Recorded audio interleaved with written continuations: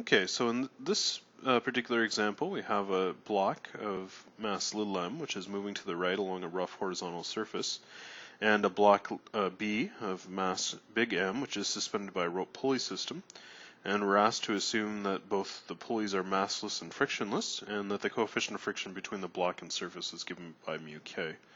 And we're asked to construct the following four free body diagrams of the system: one of block A alone, one of block B plus the lower pulley alone, one of the upper pulley alone, and also one for the total system of A plus B plus both pulleys.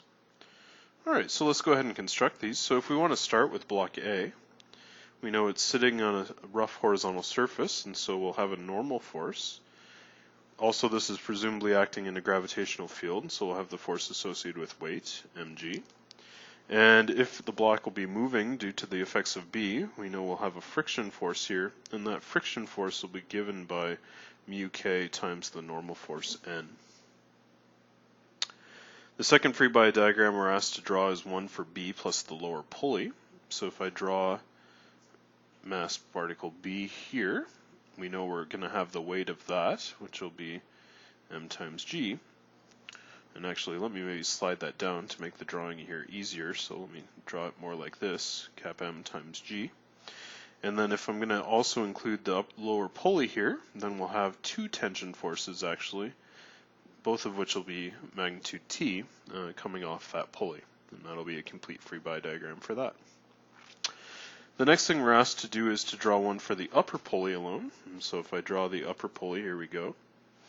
Well, we know we're going to have a tension force equal and opposite to the tensions in the rope, so T and T, at both the center and the outer edge respectively.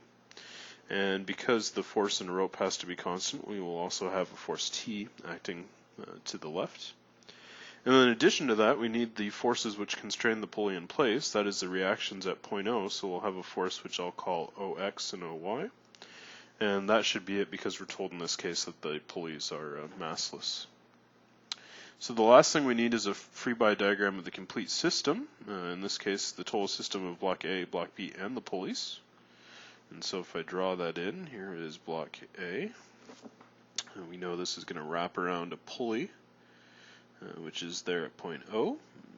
It's going to be a wrap around here with a little pulley, and then we'll connect down to block B.